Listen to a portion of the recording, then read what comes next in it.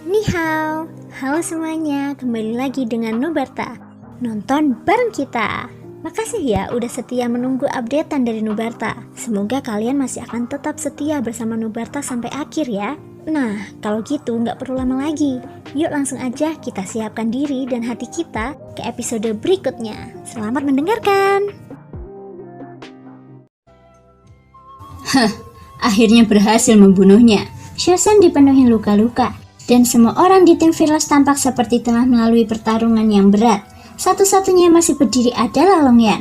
Untungnya Longyan cukup kuat. Kalau tidak, akan sulit bagi kita untuk menghadapi ular piton berbisa ini. Semua orang duduk di tanah. Angin dan pasir di sini membuat semua orang sedikit tak tertahankan. Sebuah kristal ruang dan waktu tergantung di telapak tangan Longyan. Setelah semua yang terjadi, pada akhirnya kita sudah mendapatkan sesuatu. Ayo kita pergi. Kelompok itu telah sedikit pulih dan hendak pergi ketika ekspresi Longyan tiba-tiba berubah. Seketika, tubuhnya memancarkan aura yang kuat saat seekor ular piton putih besar tiba-tiba muncul dari pasir. Binatang buas itu bergegas menuju tim Fearless. Longyan segera terbang dan bertabrakan hebat dengan ular piton tersebut. Ular piton putih itu lalu memperlihatkan dua taringnya yang tajam dan menyemburkan dua aliran racun hijau. Longyan segera menggerakkan tubuhnya guna menghindar. Namun, meskipun dia berhasil menghindari sebagian besar racunnya, racun itu masih terciprat ke tubuhnya. Racun ini mengandung kekuatan korosif yang mengerikan. Hanya dalam beberapa tarikan nafas singkat, kulit yang terkontaminasi racun itu segera mulai memborok.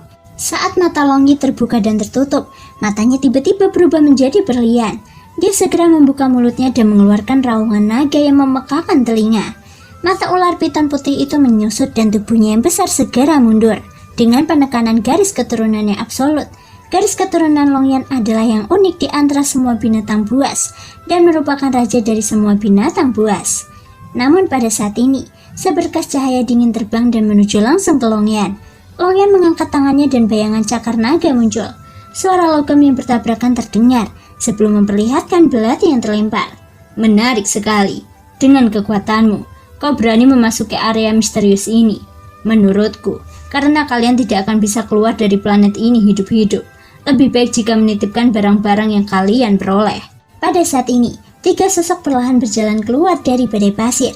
Ular piton putih melilit tangan wanita itu. Pria yang memimpin adalah Feng Xichang yang membawa Shoyan ke markas binatang pasir dan pergi. Lupakan saja. Dengan kekuatanmu, aku khawatir kamu tidak memiliki kristal ruang dan waktu. Tetapi garis keturunanmu agak ajaib. Bagaimana kalau mengikutiku dan menjadi tungganganku? Tatapan Feng Xichang tertuju pada Longyan. Longyan adalah yang terkuat di sini. Adapun yang lainnya, dia tampaknya tidak menanggapinya dengan serius. Pada saat ini, semua anggota tim Fearless yang terluka berdiri. Longyan, kami semua mendukungmu. Lawan saja orang ini. Shosen datang ke sisi Longyan. Hahaha, kalau aku tidak salah, kau hanya seorang dewado. Feng Xichang berkata pada Shosen. Matanya tidak lagi menunjukkan rasa hormat yang dimilikinya terhadap Shoyan. Wajahnya penuh dengan ketidakpedulian dan kekejaman. Begitu kata-kata itu terucap, tekanan kuat terpancar, dan semua orang kecuali Shosen memuntahkan seteguk darah. Bagaimana? Selama kamu mengikutiku, aku akan membiarkan teman-temanmu pergi. Tatapan Feng Xichang kembali tertuju pada Longyan. Dia jelas merasakan kekuatan darah Longyan yang luar biasa.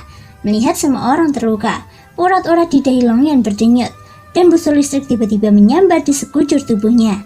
Angin dan pasir di sekitarnya benar-benar melambat saat ini. Oh, kau hanyalah seorang keabadian kaisar.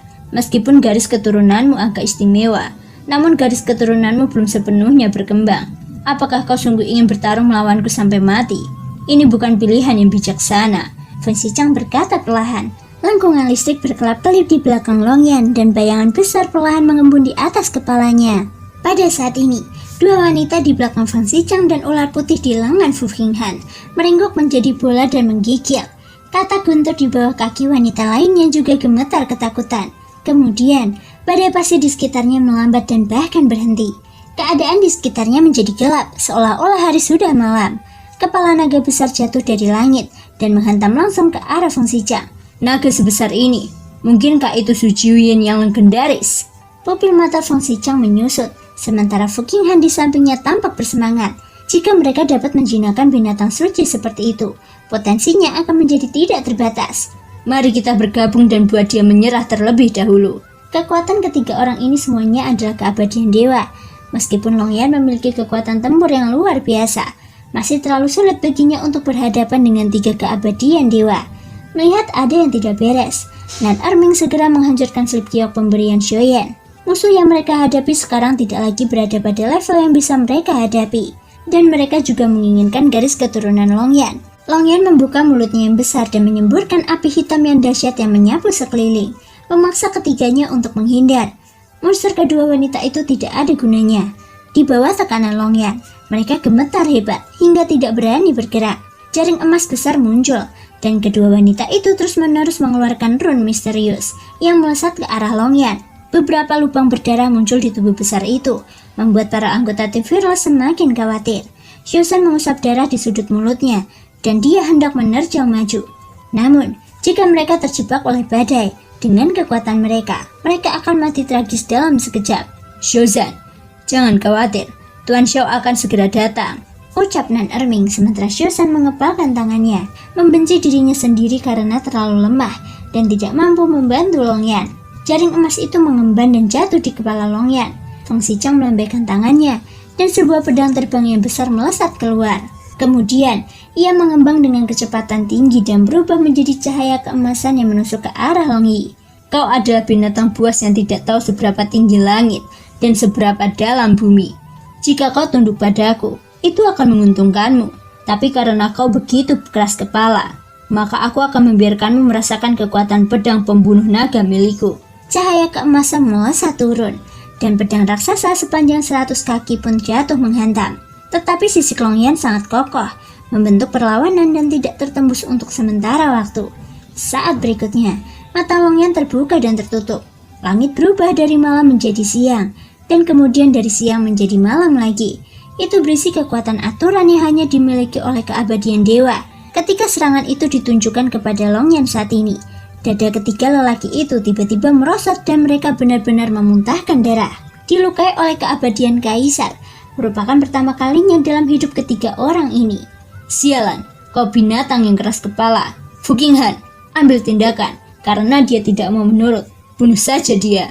Feng Xichang melambaikan lengan bajunya karena marah. Fu Qinghan mengangguk ketika mendengarnya. Lalu dia mengeluarkan tangannya dan menekan ke udara. Area racun, kelahiran kembali. Ini adalah domain keabadian dewa milik Fu Qinghan. Tiba-tiba, serangan beracun yang tak terhitung jumlahnya muncul dan menyerbu ke arah Longyan. Saat ini, mereka bertiga sudah memutuskan untuk membunuh.